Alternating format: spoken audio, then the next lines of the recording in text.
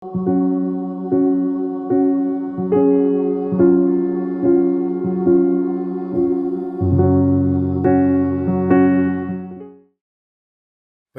எங்கள் யாவருக்கும் ஆண்டவராக இயேசு கிறிஸ்து நாமத்தில் அன்பு மாத்திரை தெரிவித்துக் கொள்கிறேன். கர்த்தர் தாமிகள் ஒவ்வொருத்தரையும் அவருடைய நினைவின் பிரகாரம் வழி நடத்துவராக.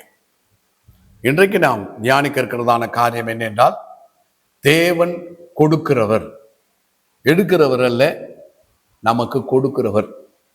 யோவான் 3ஆம் அதிகாரம் 16ஆம் வசனத்தில் வாசிக்கின்றோம். தேவன் தம்முடைய ஒரே பேரான குமாரனை விசுவாசிக்கிறவன் எவனோ அவன் கெட்டுப்போகாமல் நித்திய ஜீவனை அடையும்படிக்கு அவரை தந்தர்லி இவ்வளவாய் உலகத்தில் அன்பு கூர்ந்தார். அப்போ நம்முடைய தேவன் யார் என்றால் கொடுக்கிறவர். தம்முடைய ஒரே பேரான குமாரனே நமக்காக கொடுத்திருக்கிறவர். அவரிடத்தில் இருந்துதானே எல்லாவற்றையும் சிறந்ததானே தன்னுடைய ஒரே பேரான குமாரனே நமக்காக பலியாக ஒப்பு கொடுத்தார். ஏன் என்று சொல்லி பார்க்கும்போது, நாம் அவருடைய நீதி ஆகும்படிக்கு பாவமறியாத இயேசுவை பரலோக பிதா பாவமாக்கினார் என்று சொல்லி பார்க்கிறோம். நம்ம மகிமையில கொண்டு போய் சேர்க்கிறதுக்காக நம்ம ரட்சிப்பின் அதிபதியாக இயேசு கிறிஸ்துவை உபத்திரவங்களினால பூர்ணப்படுத்தினார் என்று சொல்லி பார்க்கிறோம். அப்போ நம்ம கெட்டு போகாமல் நித்திய ஜீவனை அடையப்படுக்க தம்முடைய ஒரே பேரான குமாரனை கொடுத்து நம்ம அன்பு கூர்ந்தார் என்று சொல்லி பார்க்கின்றோம். அப்போ தேவன் தன்னுடைய ஒரே பேரான குமாரனே நமக்காக கொடுத்திருக்கிறவர். இந்த வசனத்துல தேவன் தம்முடைய ஒரே பேரான குமாரனை விசுவாசிக்கிறவன் எவனோ அவன் கெட்டு போகாமல் நித்திய ஜீவனை அடையப்படுக்க அவர் தந்தல்லி இவ்வளவா உலகத்தில் அன்பு கூர்ந்தார் என்று சொல்லி இருக்கிறதுனால இந்த எவனோ என்ற பதத்தை எடுத்து விட்டு யாரு வேண்டுமானாலும் உங்களுடைய பேரை போட்டு வாசித்து கொள்ளலாம். தேவன் தம்முடைய ஒரே பேரான குமாரனை விசுவாசிக்கிறதான இஸ்மாயில், தேவன் தம்முடைய ஒரே பேரான குமாரனை விசுவாசிக்கிறதான முருகன், தேவன் தம்முடைய ஒரே பேரான குமாரனை விசுவாசிக்கிறதான ஆரோக்கியமேரி, யார் வேணாலும் போட்டுக்கலாம். உங்க பேரை போட்டு நீங்க வாசிக்கலாம், அது உங்களுக்கு சொந்தமான வசனமா இருக்கிறது. தேவன் தம்முடைய ஒரே பேரான குமாரனை விசுவாசிக்கிறதான சாமுவேல் கெட்டு போகாமல் நித்திய ஜீவனை அடையப்படுக்கை அவரை தந்தர்லி இவ்வளவாய் உலகத்தில் அன்பு கூர்ந்தார். அப்போ இயேசு கிறிஸ்துவை விசுவாசிக்கிறதுனாலே நீங்க பெற்றுக்கொள்ற நன்மைகள் எல்லாம் என்ன அவர் கொடுத்திருக்கிறதுன்னு சொல்லி பார்க்கும்பொழுது, கெட்டு போகிறது இல்லை, நித்திய ஜீவனை உடையவர்களா இருக்கிறீங்க, தேவன் உங்களை நேசிக்கிறவரா இருக்கிறான்னு சொல்லி டிக்ளேர் பண்றவர்களாக இருக்கு. ஆகினாலே தேவன் தன்னுடைய ஒரே பேரான குமாரனே நமக்கு தந்தரில் இருக்கிறார், கொடுத்திருக்கிறார் சொல்லி பார்க்கிறோம். ரோமர் 8ஆம் அதிகாரம் 32வது வசனத்தை வாசிக்கும் பொழுது, தம்முடைய ஒரே பேரான குமாரனே நமக்காக கொடுத்தவர் அவரோடு கூட மற்ற எல்லாவற்றையும் அருளாதிருப்பது எப்படி? அப்போ தன்னிடத்தில் இருந்த சிறந்த தன்னுடைய ஒரே பேரான குமாரனே நமக்காக கொடுக்கிறார், அவரோடு கூட மற்ற எல்லாவற்றையும் அருளாதிருப்பது எப்படி என்று சொல்லி பார்க்கிறோம். அப்ப என்னெல்லாம் அருளாதிருக்க மாட்டார்? குமாரனே கொடுத்துட்டார். இப்போ மற்றதெல்லாம் என்னெல்லாம் அருளாதிருக்க மாட்டார்? விசுவாசத்தை கொடுக்காது இருப்பாரா? அன்பை கொடுக்காது இருப்பாரா? நீடிய பொறுமையை கொடுக்காது இருப்பாரா? பரிசுத்தத்தை கொடுக்காது இருப்பாரா? நீதிமான வாழக்கூடிய வாழ்க்கையை கொடுக்காது இருப்பாரா? ஆசீர்வாதத்தை கொடுக்காது இருப்பாரா? செழிப்பை கொடுக்காது இருப்பாரா? சுகத்தை கொடுக்காது இருப்பாரா? ஜெயத்தை கொடுக்காது இருப்பாரா? அற்புத அடையாளங்கள் செய்கிற வல்லமை கொடுக்காது இருப்பாரா? பசுத்த ஆவியானவரை கொடுக்காது இருப்பாரா? அவரை வெளிப்படுத்துகிற காரியங்களை நமக்கு கொடுக்காது இருப்பாரா? எல்லாவற்றையும் நமக்கு கொடுக்கிறவரா இருக்கிறார். ஏனென்றால் தன்னுடைய ஒரே பேரான குமாரனை நமக்காக கொடுத்தவர் மற்ற எல்லாவற்றையும் நமக்கு கொடுக்கிறவரா இருக்கிறார். அப்படி நம்முடைய ஆராதனை எப்படிப்பட்டதாக இருக்க வேண்டும்? இதாவே நம்முடைய ஒரே பேரான குமாரனை எனக்காக கொடுத்தது மாத்திரமல்ல, அவரோடு கூட மற்ற எல்லாவற்றையும் நீர் எனக்கு அருளுகிறவராக இருக்கிறதுனால நம்ம சோத்திருக்கிறேன், துதிக்கிறேன், உண்மை ஆராதிக்கிறேன். உங்களுக்கு தேவையான சமாதானம், உங்களுக்கு தேவையான சந்தோஷம், உங்களுக்கு தேவையான ஐஸ்வர்யம், உங்களுக்கு தேவையான ஆசீர்வாதம், உங்களுக்கு தேவையான சுகம், உங்களுக்கு தேவையான விடுதலை, உங்களுக்கு தேவையான ஞானம், அறிவு, புத்தி, உங்களுக்கு என்னெல்லாம் தேவையோ அனைத்தையும் பிதா தருகிறவராக இருக்கிறார். ஏனென்றால் அவர் தம்முடைய ஒரே பேரான குமாரனை நமக்காக கொடுத்தவராக இருக்கிறார். ஆதியாகமம் 3ஆம் அதிகாரம் 21ஆம் வசனத்தை வாசிக்கும் பொழுது, தேவன் தோல் உடைய உண்டாக்கி அவர்களுக்கு உடுத்தினார் என்று சொல்லி பார்க்கிறோம். அப்ப பாருங்க, அந்த நாட்கள் அவர்கள் பாவம் செய்து அவர் தேவனுடைய சமூகத்தை விட்டு விலகி தங்களை இலைகளினால மறித்து கொண்டிருந்தார். இலைகள் எத்தனை நாளைக்கு ஒரு மனுஷனுடைய நிர்வாணத்தை மூட முடியும்? அது காஞ்சிட்டா உலர்ந்து கொட்டக்கூடியதா இருக்கிறது. ஆயினால் தேவன் என்ன பண்றார்? அவர்களுக்கு ஒரு தோல் உடையை உண்டாக்கி கொடுத்தார் என்று சொல்லி பார்க்கிறோம். இந்த தோல் உடை தான் கர்த்தராகிய இயேசு கிறிஸ்துக்கு நிழலாட்டமா இருக்கிறது. புதிய பாட்டில் வரும்போது கர்த்தராகிய இயேசு கிறிஸ்து நம்முடைய வஸ்திரமா இருக்கிறார். அப்ப இயேசு கிறிஸ்து நமக்காக மரித்து உயிர்த்தெழுந்தார் என்று சொல்லி நாம் விசுவாசிக்கும் பொழுது நம்முடைய நிர்வாணம் மூடப்பட்டு இயேசு கிறிஸ்து நம்முடைய வஸ்திரமாய் மாறி விடுகிறார். இதை தான் அந்த நாட்களில் அவர் நிழலாட்டமாய் தேவன் செய்கின்றார். அவர்களுக்கு தோல் உடையை உண்டாக்கி கொடுத்தார் என்று சொல்லி பார்க்கலாம். அப்போ ஒரு மிருகம் அடிக்கப்பட்டிருக்கிறது முதல் யாருக்காக? மனிதனுக்காக. அதே தாய் நம்மை மீட்பதற்காக நம்முடைய கர்த்தராகிய இயேசு கிறிஸ்துவை தேவன் உபத்திரவங்களினால பூரணப்படுத்தினார். நம்மை மீட்பதற்காக கர்த்தராகிய இயேசு கிறிஸ்து தன்னை மரிக்கிறதுக்கு ஒப்பு கொடுத்தார். ஆகினால பிரியமானவர்களே, அவர் தோல் உடைகளை உண்டாக்கி கொடுத்தார் என்று சொல்லி பார்க்கிறோம்.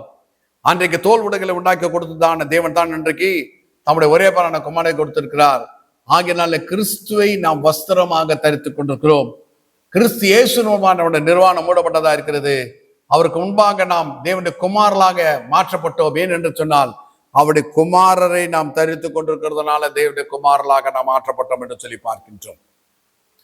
அடுத்தாக மத்திய 7ஆம் அதிகாரம் 11ஆம் வசனத்தை வாசிக்கும் போது அவர் கொடுக்கிறவர் நன்மையானவைகளை கொடுப்பது நிச்சயம் என்று சொல்லி பார்க்கிறோம். தமிழத்தில் வேண்டிக் கொள்கிறவர்களுக்கு நன்மையானவைகளை கொடுக்கிறவராக இருக்கிறார்.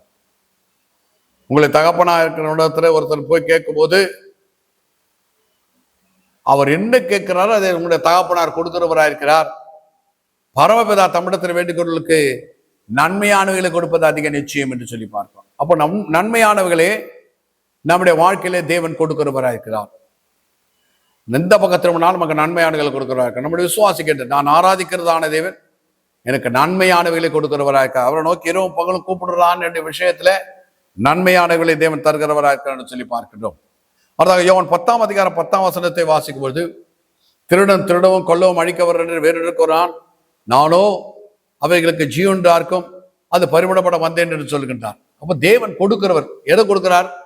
நமக்கு ஜீவனை கொடுக்கிறவராக இருக்கிறார், ஜீவன்ல பரிமளப்படுத்துகிறவராக இருக்கிறார். அப்போ தேவன் நமக்கு நித்திய ஜீவனை கொடுக்கிறவராக இருக்கிறார். என்னை விசுவாசிக்கிறவனுக்கு நித்திய ஜீவன் உண்டு என்று சொல்கின்றார். அப்போ இயேசு கிறிஸ்து நமக்கு ஜீவனை கொடுத்து ஜீவன்ல பரிமளப்படுத்துகிறவராக இருக்கிறார். ஒரு காலத்தில் கர்த்தராகிய இயேசு கிறிஸ்துவை சுந்தரட்சா ஏற்றுக்கொள்ளும் போது மரித்தவர்களா இருக்கிறோம். மரித்தவர்களா இருக்கிறதான நமக்கு தான் ஜீவனை கொடுக்கிறவராக இருக்கிறார் கர்த்தராகிய இயேசு கிறிஸ்து. அவரை விசுவாசிக்கும் போது நமக்கு ஜீவனை கொடுக்கிறவராக இருக்கார். ஜீவனை கொடுத்து அந்த ஜீவன்ல பரிமளப்படுத்துகிறவராக இருக்கார். ஆகையினால தேவன் கொடுக்கிறவராக இருக்கிறார் என்று சொல்லி பார்க்கிறோம். லூக்கா 11ஆம் அதிகாரம் 13ஆம் வசனத்தை வாசிக்கும் பொழுது தமிழத்துல வேண்டிக் கொள்ளுக்கு பரிசுத்தாவியை கொடுப்பது அதிக நிச்சயம் அல்லவான்னு சொல்லி பார்க்கிறோம். அப்போ தேவன் நமக்கு பரிசுத்த ஆவியை கொடுக்கிறவராக இருக்கிறார். ஏன் அவர் பரிசுத்த ஆவியை கொடுக்கிறான்னு சொன்னால் பரிசுத்த ஆவியான மூலமாய்த்தான் நாம் சகல சத்தியத்தில் நடத்தப்பட முடியும். பரிசுத்த ஆவியான மூலமாய்த்தான் நாம் தேவனை அறிகிற அறிவை அடைய முடியும். பரிசுத்த ஆவியான மூலமாய்த்தான் எல்லா காரியங்களும் நம்முடைய வாழ்க்கையில சாத்தியம். அந்த பரிசுத்த ஆவியானவரால் தான் நாம் அவருக்கு சாட்சியாகவே இருக்க முடியும். பரிசுத்த ஆவியான பலத்தினால தான் நாம் இந்த உலகத்துல வாழ முடியும். அதனாலதான் பரிசுத்த ஆவியை கொடுக்கிறார். ஆகிய அந்த வசனத்துல வாசிக்கிறோம், தமிழத்துல வேண்டிக் கொள்வதற்கு பரிசுத்த ஆவி கொடுப்பது அதிக நிச்சயம் அல்லவா என்று சொல்லி பார்க்கிறோம். அப்ப தேவன் நமக்கு பரிசுத்த ஆவியை கொடுக்கிறவராக என்று சொல்லி பார்க்கிறோம். லூக்கா 10ஆம் அதிகாரம் 19ஆம் வசனத்துல வாசிக்கும் போது தேவன் நமக்கு கொடுக்கிறவராக இருக்கிறார். இதோ சர்ப்பங்களை தேள்களை மிதிக்கும் சத்துருடைய சகல வல்லை மேற்கொள்வதற்கு அதிகாரம் கொடுக்கிறேன், ஒன்றும் உங்களை சேதப்படுத்த மாட்டார். அப்போ அதிகாரம் கொடுக்கிறார் நமக்கு. அவருடைய நாமத்தினால பிசாசுல துரத்துகிறதான அதிகாரமும் ஒன்று நம்மை சேதப்படுத்தாது இருக்கிறதுக்கான அதிகாரத்தை கொடுக்கிறார். அப்போ தேவன் என்று சொன்னாலே நமக்கு கொடுக்கிறவராக இருக்கிறார்.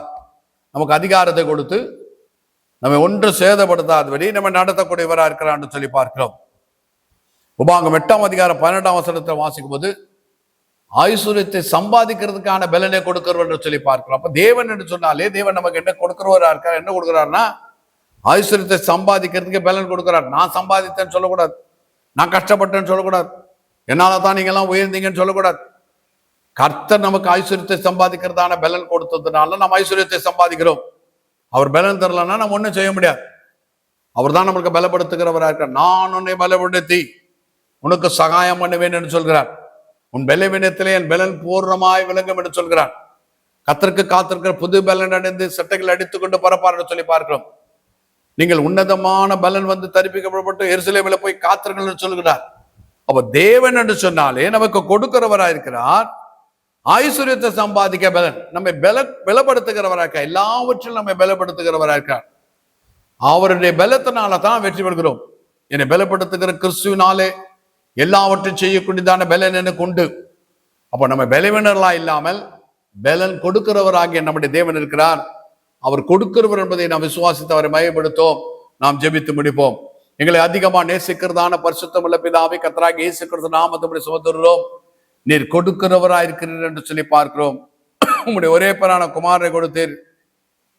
அவரோடு மற்ற எல்லாவற்றை தருகிறவராக இருக்கிறீர்.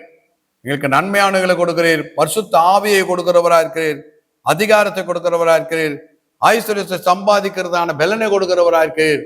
இப்படி எல்லாவற்றையும் எங்களுக்கு கொடுக்கிறவராக இருக்கிறதுக்காக சோத்திரிக்கிறோம். தொடர்ந்து எங்களை வழிநடத்தும். கர்த்தராகிய இயேசு கிறிஸ்து நாமத்தை ஜெபிக்கிறோம் பரிசுத்தமுள்ள பிதாவே, ஆமென்.